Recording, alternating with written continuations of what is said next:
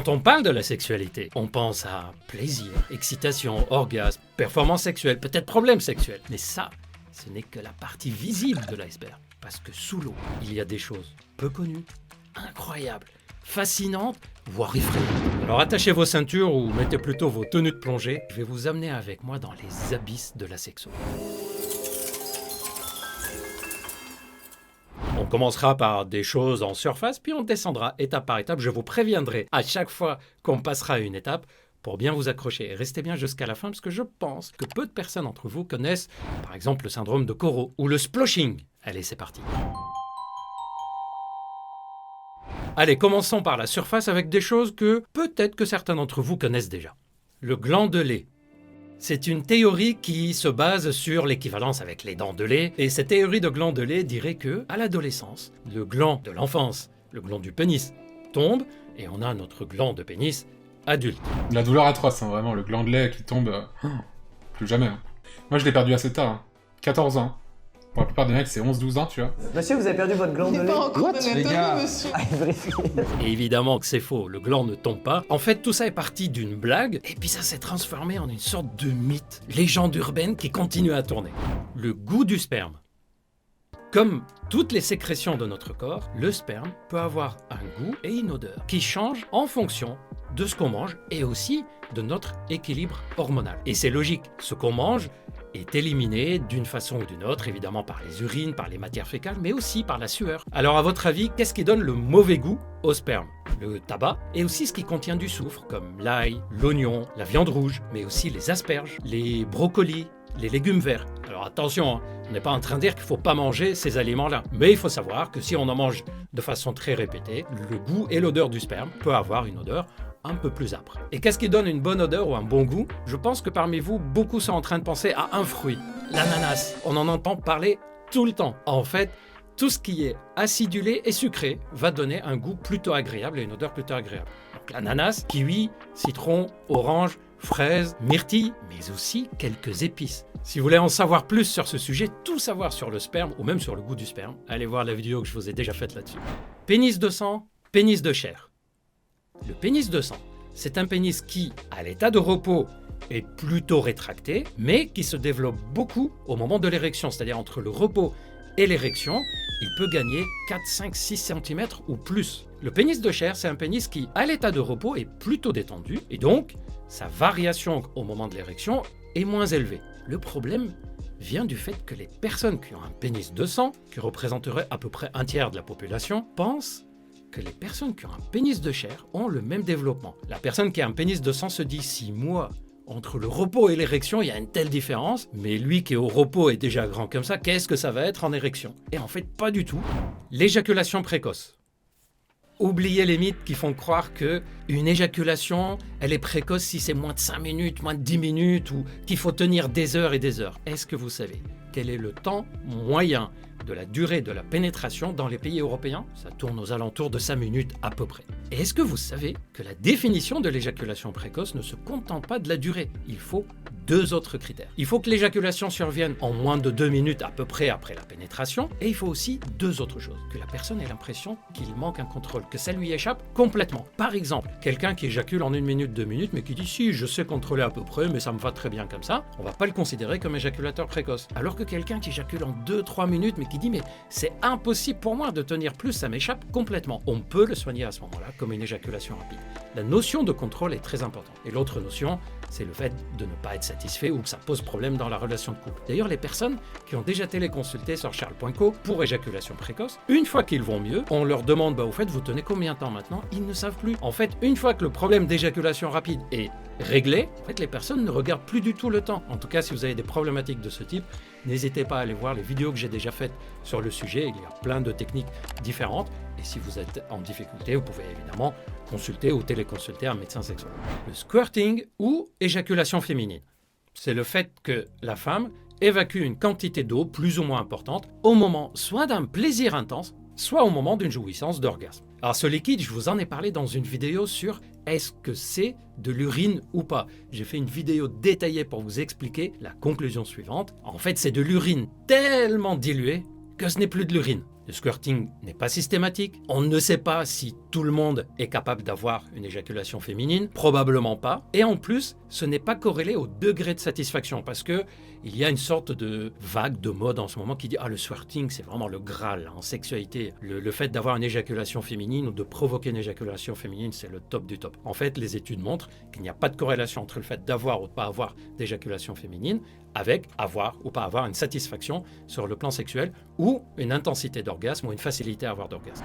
Les érections matinales ou TPN.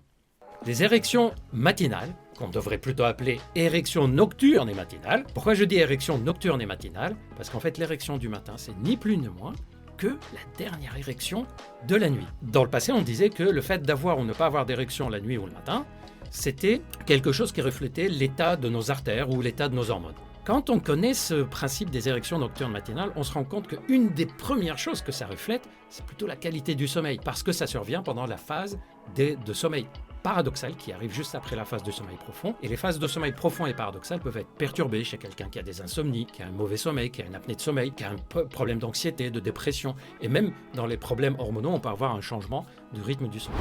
Le smegma. Le smegma, ce sont des sécrétions, couleur un peu blanchâtre, un peu épaisse, qu'il y a sur le gland, en général entre le prépuce et le gland. C'est plutôt un liquide qui est fait pour protéger, ce sont un peu de débris, de microbes, de différentes cellules qui sont présentes et qui sont plutôt normales à ce niveau-là. Ça devient anormal seulement quand il y a une infection qui se développe dessus, en particulier lorsqu'il y a une mauvaise hygiène ou un excès d'hygiène. Dites-moi dans les commentaires si vous saviez que l'excès d'hygiène sur la zone génitale, que ce soit chez les femmes ou chez les hommes, va donner des infections. C'est-à-dire plus on nettoie et plus on augmente le risque des mycoses. Donc l'hygiène doit être la plus simple et la plus tranquille possible, sans frotter, sans produits agressifs. Et si vous avez des smegmas qui s'accumulent, et vous nettoyez, vous lavez et que ça revient, c'est probablement que vous en avez fait trop ou qu'il y a une infection et qu'il faut un avis médical à ce moment-là. Avant de continuer, je vous rappelle que Charles.co n'est pas seulement une chaîne YouTube, c'est aussi une plateforme de téléconsultation sur laquelle vous pouvez consulter des médecins spécialisés dans les troubles sexuels. Donc si vous avez par exemple des problèmes d'érection, des problèmes d'éjaculation, baisse de libido, suspicion d'andropause, il vous suffit d'aller sur le site Charles.co, de remplir le questionnaire médical spécifique à la problématique et de prendre un rendez-vous de téléconsultation. Lors de la téléconsultation, qu'elle soit par visio, téléphone ou par messagerie écrite, le médecin fera le point avec vous, vous donnera son avis, ses conseils. S'il y a besoin d'examen, il vous les prescrira. Et s'il y a besoin d'un traitement, il vous le prescrira aussi de façon adaptée à votre problématique. En tout cas, vous connaissez peut-être ma phrase favorite, quand on a un problème sexuel, on ne reste pas seul face à ce problème. On consulte son médecin traitant, un médecin sexologue en ville, ou on téléconsulte un médecin si c'est plus facile pour vous. Et Charles.co a été créé justement pour faciliter cette démarche. Attention, on passe maintenant sous la surface de l'eau. On va commencer à parler de choses de moins en moins connues ou de plus en plus extraordinaires. Les érections féminines. Oui, le clitoris entre en érection. À quel moment le clitoris est en érection? Deux moments. Soit pendant les phases de sommeil paradoxal, les fameuses érections nocturnes et matinales qui existent chez les femmes aussi, soit lors de l'excitation sexuelle, puisque l'excitation sexuelle, c'est ni plus ni moins qu'une arrivée de sang dans la zone génitale. Donc le clitoris va s'engorger de sang, les lèvres à l'extérieur de la vulve vont s'engorger de sang. C'est pour ça que les lèvres donnent cette impression de s'ouvrir et de découvrir un tout petit peu l'orifice du vagin. Une femme qui n'est pas trop excitée ou qui n'est pas excitée, les lèvres ferment un tout petit peu l'orifice. Avec l'excitation, ça s'ouvre un peu. Pourquoi? Parce qu'en fait, la base des lèvres et le clitoris s'engorgent de sang, et donc ça donne un côté un peu moins souple, un peu plus rempli de sang, un peu plus congestionné de cette zone-là. Mais évidemment, une femme qui a des érections la nuit, ça ne se voit pas de la même façon qu'un homme qui a des érections la nuit. La maladie de la péronie. On devrait plutôt dire maladie de la péronie.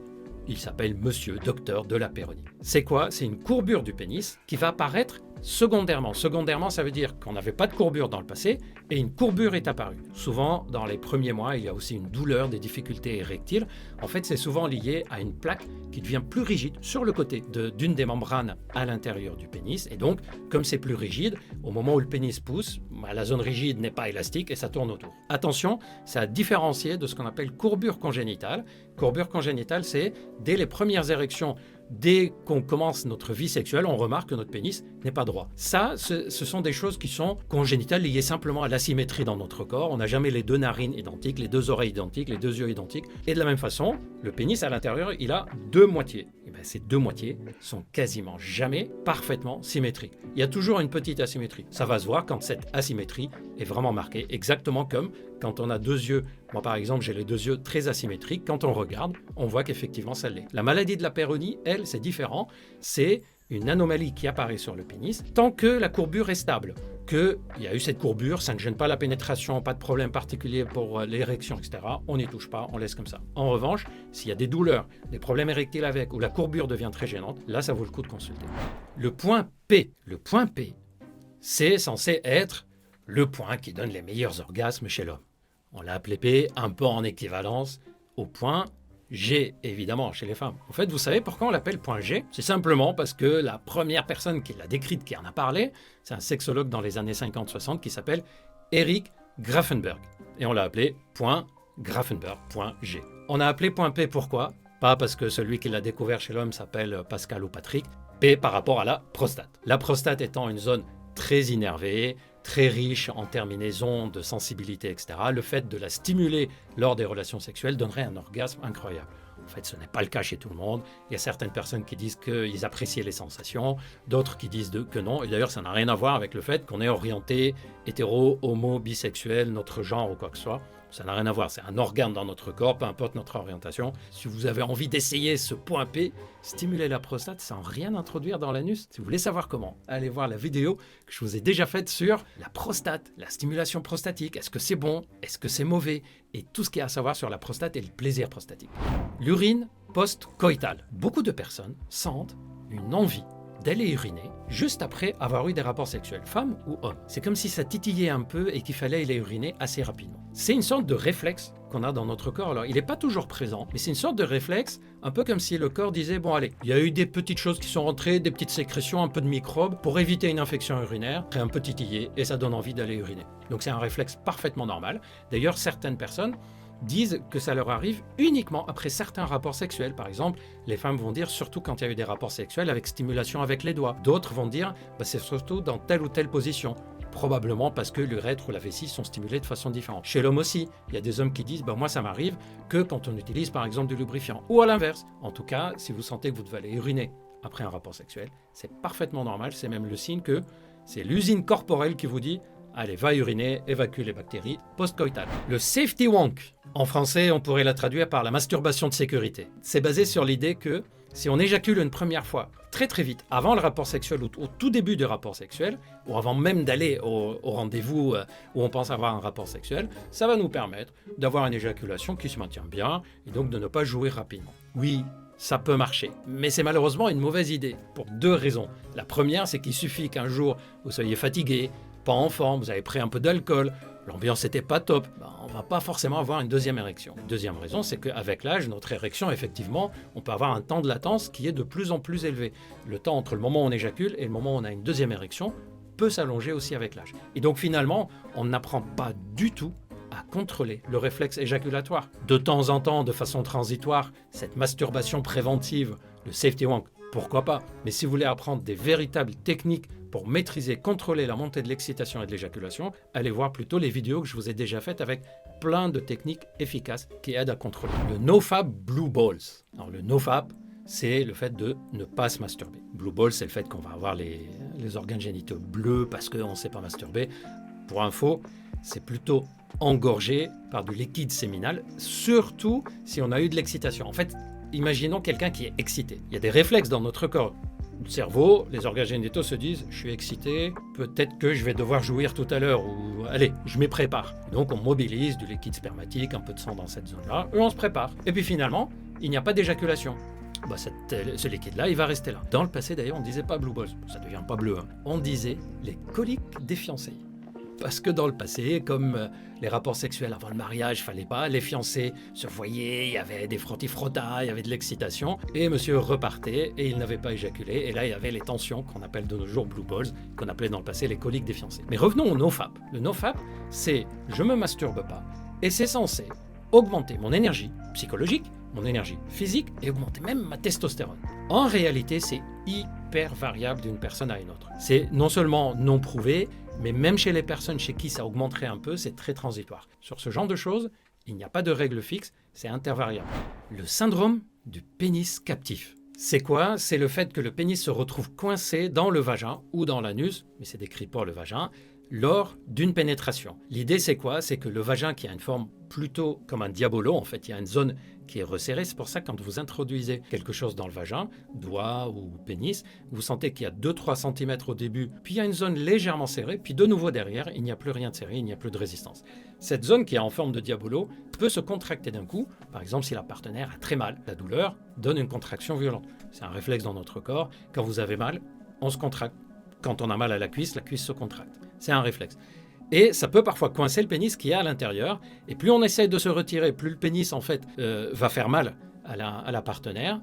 Et plus le pénis ne peut pas sortir, plus il est coincé ici, plus elle a mal, plus ça va serrer à la base et le pénis va gonfler. C'est basé sur des présentations cliniques qui n'ont jamais été prouvées, elles sont très anciennes. On le connaît plus dans le monde animal, où il y a une sorte de pénis captif pour des raisons de reproduction. C'est pour que l'animal jouissent dans le canal vaginal de la femelle et provoquer donc une insémination, une reproduction avant de se retirer. On n'est pas sûr que ça existe vraiment, on pense que oui, et d'ailleurs la solution elle est assez simple, introduire un doigt dans l'anus de la partenaire.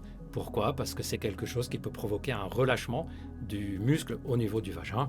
Mais bon, pas trop d'inquiétude, pas vraiment de risque que ça arrive. Quelque chose qui détende, un décontracturant ou un somnifère léger à la partenaire. Est-ce que vous êtes prêts pour aller un peu plus en profondeur? On n'est pas encore aux abysses, hein.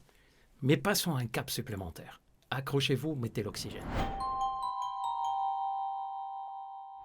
Le squeeze. Le squeeze est une méthode décrite depuis les années 40-50 et qui est censée retarder l'éjaculation. En quoi ça consiste exactement? Ça consiste, au moment d'une excitation très forte, d'arrêter l'acte et d'appuyer à la base du gland de façon ferme, pas trop ferme non plus, mais suffisamment. L'idée, c'est quoi? C'est de comprimer le canal urinaire. L'idée était que ça va bloquer l'éjaculation et donc nous permettre de continuer l'acte et la retarder. Honnêtement, c'est une technique qui ne marche pas super bien parce que si on doit la faire, ça interrompt l'acte de façon répétée. Et puis je pense que ça marche pas parce qu'on comprime l'urètre, mais parce que juste on est en train de faire un truc qui n'est pas du tout excitant. Ça ferait le même effet si au lieu de comprimer votre gland, vous comprimez votre orteil. Vous savez qu'à chaque fois que je regarde la chaîne du fameux youtubeur Squeezie, d'ailleurs je ne sais pas s'il me regarde ou si son équipe me regarde, si oui, salut. À chaque fois que je regarde Squeezie, je pense à cette technique du squeeze et je me dis mais pourquoi ce nom-là? Je pense que je dois être le seul qui à chaque fois qu'il regarde Squeezie, il pense à une technique de sexologie, de ce qu'on appelle de technique cognitivo-comportementale ou plutôt comportementale. Je ne sais pas si vous aussi, vous me dites dans les commentaires. Pardon si je vous coupe maintenant dans le fait qu'à chaque fois que vous allez regarder Squeezie, vous allez penser à une technique d'ordre sexologique. Bon allez, le chemsex. Chem, sexe, signifie le sexe sous l'effet de produits chimiques. Le plus souvent, c'est des produits qui sont censés améliorer la durée et la performance sexuelle. Le but étant d'intensifier l'expérience sexuelle. Ça va être du GHB, du cristal, de la cocaïne. Et en général, c'est mélangé aussi avec des médicaments de l'érection, les fameux IP2E5, sildenafil, tadalafil, vardenafil. Les risques du chemsex sont multiples. Premièrement, on prend l'habitude de fonctionner de façon supranaturelle. Et donc le jour où on va avoir des rapports sexuels dans un état psychologique juste normal, ça va paraître fade. Et on sera tout le temps amené à reproduire la même expérience. C'est un peu comme si le cerveau a goûté à quelque chose d'incroyable et revenir à la situation normale lui paraît anormal. L'autre risque, c'est le fait qu'on peut prendre des risques IST parce qu'on n'est pas dans un état normal, on ne fait pas attention à utiliser un préservatif ou à nettoyer des sextoys. Il y a le risque de violence envers quelqu'un ou de se laisser violenter parce qu'on n'est pas dans un état normal. Abstinence. On va parler de l'abstinence, pas de ce qu'on appelle demisexuels, c'est-à-dire des personnes qui ne peuvent avoir de libido et des rapports sexuels que dans des contextes bien précis, souvent quand il y a quelque chose de type émotionnel ou une connexion mentale, intellectuelle, etc. Il y a aussi ce qu'on appelle les grés sexuels. Ça, c'est des personnes qui vont avoir des désirs, mais de façon occasionnelle. Et c'est à différencier aussi des personnes asexuelles, j'en ai déjà parlé dans d'autres vidéos, qui est une forme différente avec un manque d'intérêt, un manque d'élan pour la sexualité, mais sans problème psychologique particulier lié à la sexualité. C'est ni un dégoût, ni un rejet, c'est un manque d'intérêt. L'abstinence sexuelle en elle-même n'est pas un problème. Ce qui peut poser problème, c'est les raisons pour lesquelles il y a une abstinence. Si c'est une abstinence comme un choix personnel, comme pour des raisons culturelles, pour des raisons intellectuelles, pour des raisons religieuses, peu importe. Tant que c'est un choix, il n'y a pas de problème. Par contre, l'abstinence devient problématique quand elle est imposée ou quand on la vit comme une punition. On aimerait avoir une vie sexuelle, mais on n'y arrive pas. C'est là où, en général, on commence à avoir des conséquences psychologiques. Le edging. Edging, en anglais, on pourrait le traduire en français comme être au bord, arriver au bord. Au bord de quoi? Au bord de l'orgasme. En fait, c'est une technique chez les hommes qui consiste à aller très très haut dans l'excitation et juste avant la sensation d'orgasme, ce qui veut dire qu'il faut apprendre déjà à repérer ce qu'on appelle le seuil de non-retour ou point de non-retour. On s'arrête une fraction de seconde avant. Et c'est quelque chose en fait qui est utilisé soit pour retarder l'éjaculation, soit pour garder l'excitation, prolonger l'acte sexuel, soit aussi chez certaines personnes pour augmenter la sensation d'orgasme, puisqu'en le faisant, puis on arrête, on attend que l'excitation retombe, puis on repart juste au bord. Puis on arrête et on recommence. Quand on va avoir l'éjaculation finale, ça va donner une sensation chez certaines personnes plus intense. Pas forcément d'ailleurs chez tout le monde. Il y a des hommes qui disent « moi ça m'a donné une sensation moins intense », un peu comme si c'est parti un peu à chaque fois que je suis arrivé au bord. Vous avez remarqué que j'ai dit que c'est pour les hommes, pas pour les femmes? Parce que les femmes n'ont pas dans leur orgasme le seuil de non-retour. C'est pour ça que chez une femme, quand on est en train de monter en excitation, si on change ne serait-ce que d'1 millimètre la stimulation qu'on est en train de faire, ou ne serait-ce que d'un détail, la méthode, ou plutôt la fréquence avec laquelle on est en train de stimuler ou quoi, ça peut fracasser l'orgasme parce que justement, il n'y a pas de ce seuil de non-retour avec lequel on peut jouer. Et au contraire, chez les femmes, ça peut être plutôt agaçant le fait de sentir qu'on n'était pas loin et que c'est reparti dans l'autre sens. Le dry humping. Le dry humping, c'est le fait d'avoir, ça frotti-frotta, les organes génitaux qui frottent les uns contre les autres, plutôt d'ailleurs avec des sous-vêtements. Alors soit c'est fait parce qu'on ne veut pas avoir des rapports sexuels, on veut attendre un autre moment. Et quelquefois c'est plus comme un jeu aussi érotique, des personnes qui jouent à ça en se disant ça va faire monter l'excitation entre nous mais on ne va pas faire l'amour et on le fait la fois d'après. Les personnes qui prônent ça parfois disent que c'est aussi pour se protéger contre les IST, etc. Bon, il y a d'autres moyens, il y a quand même le préservatif, il y a le fait de se faire des dépistages, etc. Il y a d'autres moyens de prévention contre le VIH. D'ailleurs, il y a la PrEP qui marche très très bien. Je vous ai déjà fait une vidéo sur la PrEP, qui est un moyen très efficace contre le VIH, pas contre les autres IST.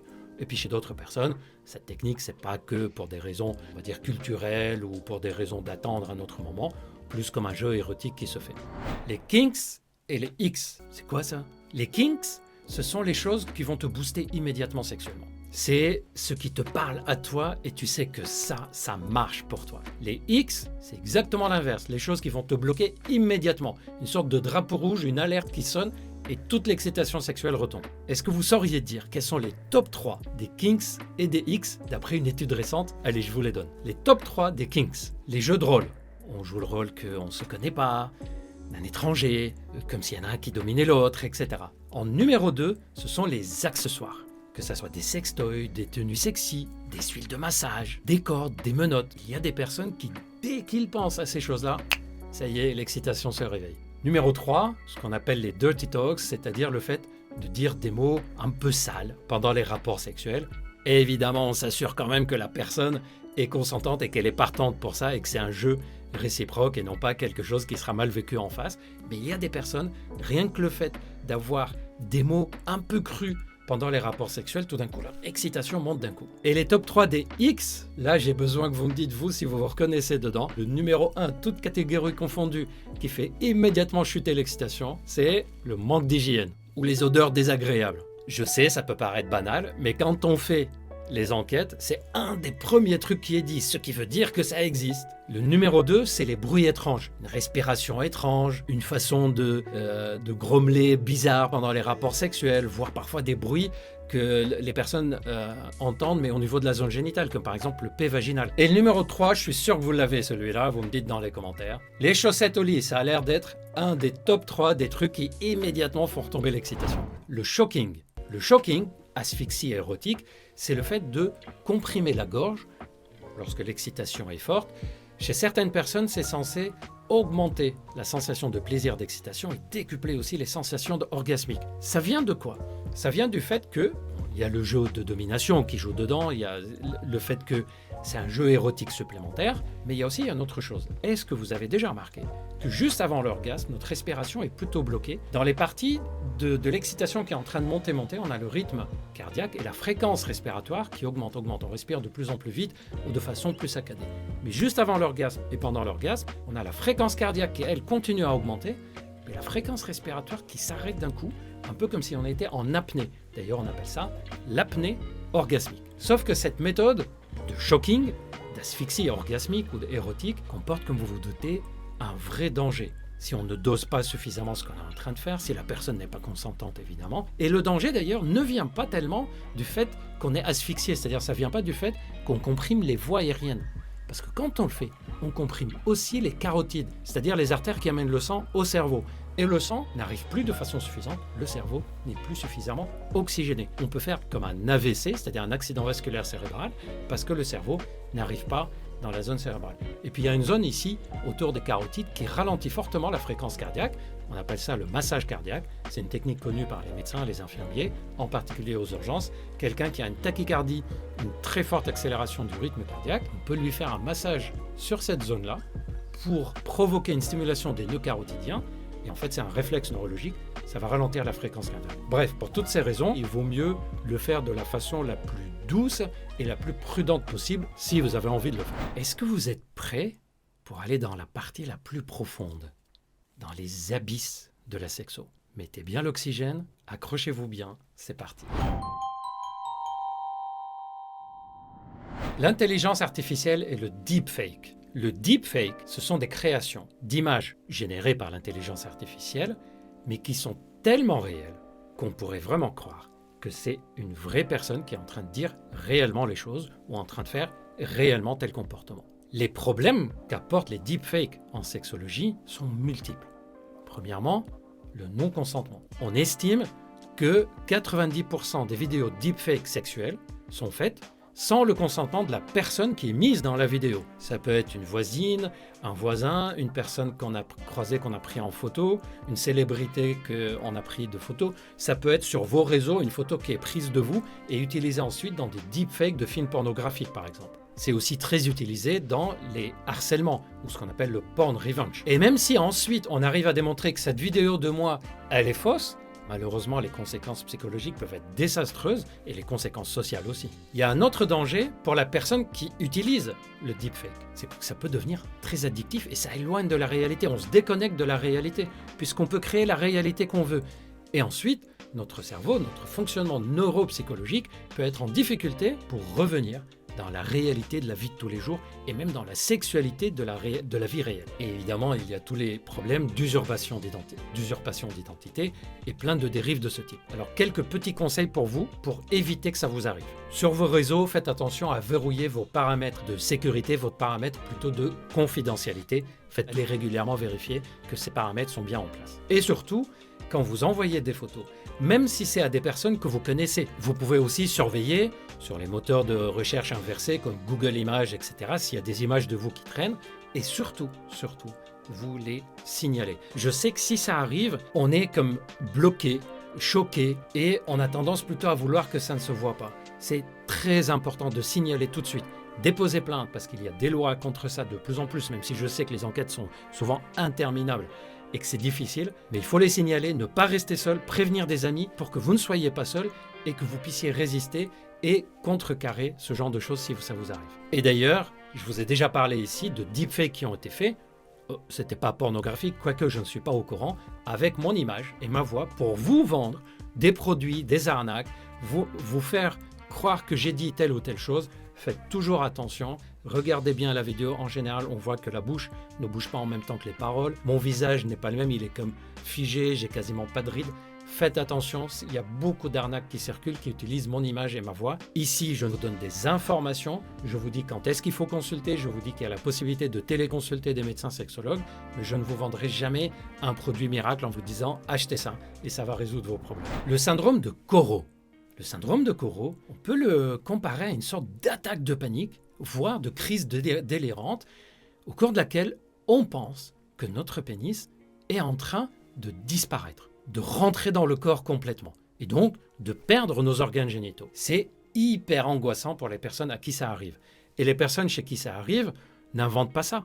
Quand elles regardent, elles ont vraiment cette impression que c'est tiré à l'intérieur et qu'il va partir et qu'ils vont perdre leur pénis. C'est très présent dans certains pays, en Afrique ou en Asie. C'est lié à certaines croyances, certaines cultures, mais ça existe aussi en Europe. Psychologiquement, on peut l'apparenter à une sorte de crise d'angoisse forte, ou plutôt à une attaque de panique, voire une phobie, et quelquefois à une sorte de crise délirante. En plus, le drame, qui sont en attaque de panique comme ça, de perdre leur organe génital, en plus, le drame pour ces personnes, c'est que plus ils sont dans cet état, plus ils vont décharger des quantités d'adrénaline fortes. Or, l'adrénaline contracte la zone génitale et tire les organes génitaux vers l'intérieur, ce qui vient aggraver leur impression qu'ils sont en train de perdre leur pénis. D'ailleurs, c'est la même chose qui arrive quand des personnes disent « Ah, moi, au repos, c'est tiré à l'intérieur ». Regardez, c'est souvent soit quand on est stressé, soit quand il fait froid. Le sploshing. Le sploshing est devenu même une tendance sur TikTok. Le hashtag sploshing, il y a plus de 2,6 millions de vues. C'est quoi exactement? On peut l'assimiler à une sorte de fétichisme dans lequel on aime bien être couvert par quelque chose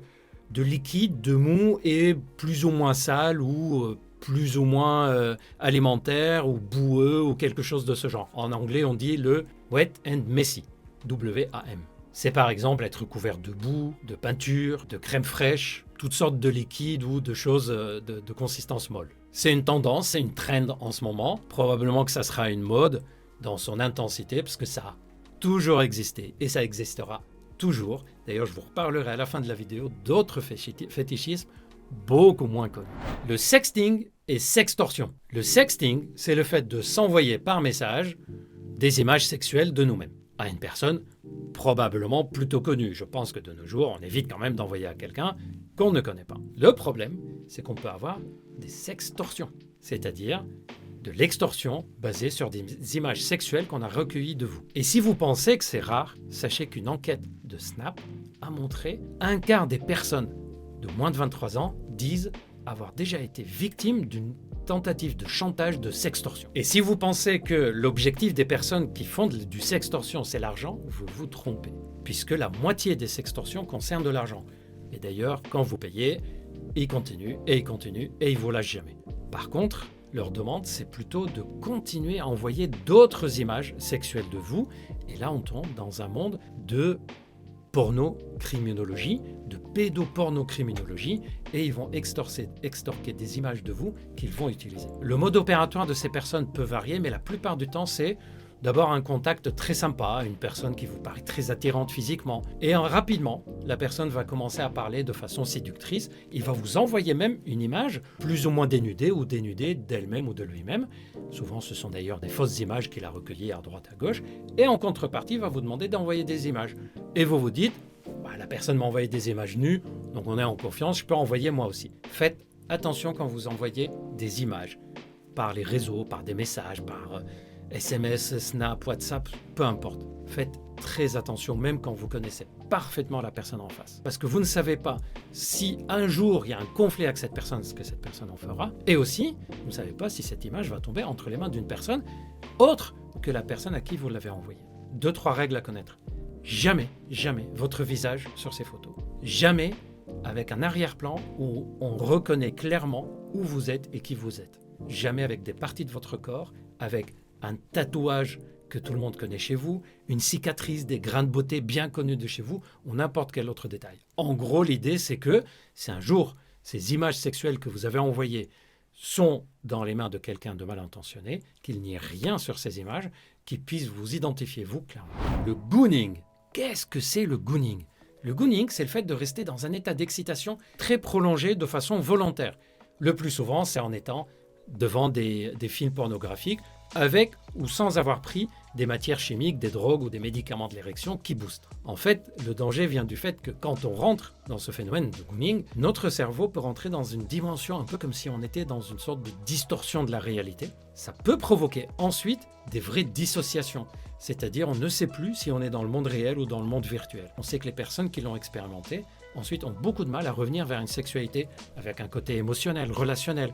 Ils deviennent dans une sexualité totalement virtuelle, fantastique en fait, et leur sexualité de la vie réelle peut à ce moment-là être complètement perturbée, sans parler du fait que ça peut provoquer, si on est prédisposé, une vraie distorsion et une vraie dissociation pouvant aller jusqu'à une maladie psychiatrique comme la schizophrénie. Il y a aussi d'autres conséquences néfastes, on peut perdre la libido. S'abîmer le pénis parce que le pénis qui reste en érection de façon prolongée, ça veut dire que le sang reste là de façon prolongée, il ne ressort pas, donc il ne s'oxygène pas. Le sang qui est dans le pénis, il est utilisé, l'oxygène va diminuer, les cellules nourricières vont diminuer, et il faut bien le renouveler, sinon le pénis il va s'asphyxier. Et donc on peut avoir des lésions si on fait le gooning de façon répétée. Il y a aussi le fait que la sensation d'éjaculation peut changer, on peut avoir des difficultés pour jouir ensuite lors des rapports sexuels et des conséquences autres comme l'insomnie, la fatigue, etc. Le POIS, Post-Orgasmic Illness Syndrome. Ça veut dire quoi? Ça veut dire que ce sont des personnes qui, après avoir joui, ne sont pas bien. Grosso modo, il y a 2 types de symptômes à retenir. Premièrement, des symptômes neuropsychologiques de type tristesse, alors qu'on est censé être bien, mal-être bizarre, limite irritabilité, pas envie de voir du monde, besoin de s'isoler, alors qu'on vient de jouir et on est plutôt comme dans un coup de déprime. Et aussi des symptômes de type syndrome grippal. On a les yeux qui picotent un peu, on éternue, on tousse un peu, le nez bouché, mal à la tête lourde. Si vous avez ce genre de symptômes après avoir joui, c'est ce qu'on appelle le Post-Orgasmic Illness Syndrome, ou en français, le syndrome post-éjaculatoire. Vous avez remarqué, on dit orgasme ou éjaculation, simplement parce que jusqu'à aujourd'hui, les bases physiologiques de ce syndrome assez mystérieux ne sont pas encore bien connues. On ne sait pas si c'est lié plutôt à l'orgasme et donc à des décharges neuropsychologiques de l'orgasme. Et donc dans ces cas-là, ça serait plutôt les symptômes de coup de déprime qui seront mis en avant, ou plutôt liés à l'éjaculation. Et donc ça serait une sorte d'allergie ou de réaction immunitaire à notre propre sperme.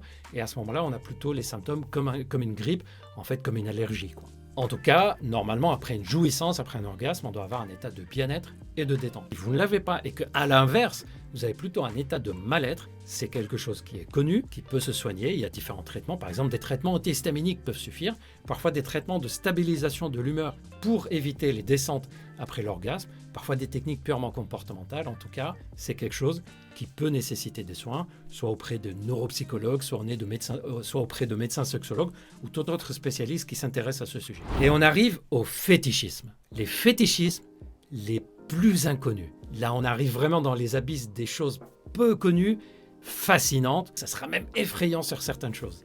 C'est parti, une petite liste de fétichismes. Les proctophilies, c'est quand l'excitation sexuelle est provoquée par les flatulences. Exobiophilie, c'est quand on a une attirance sexuelle et une excitation, fantasme pour les extraterrestres.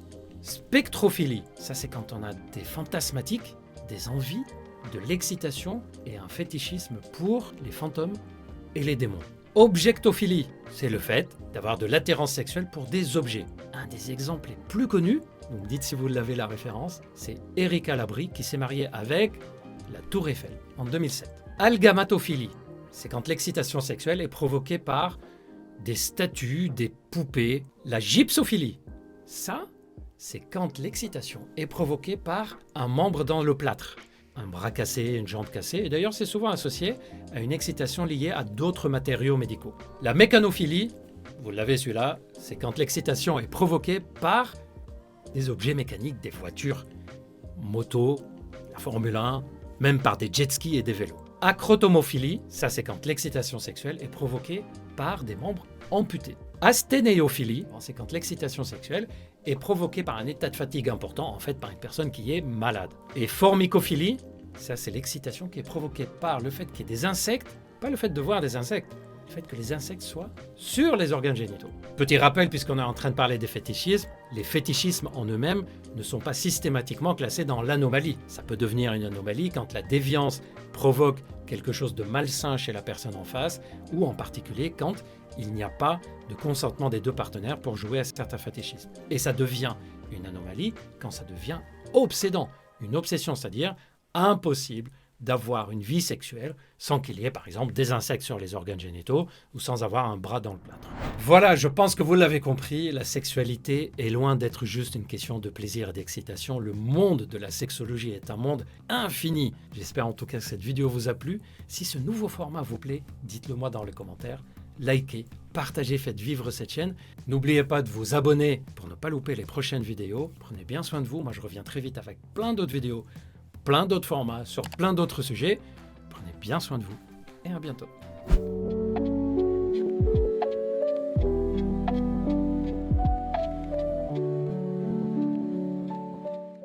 Je commence à fatiguer.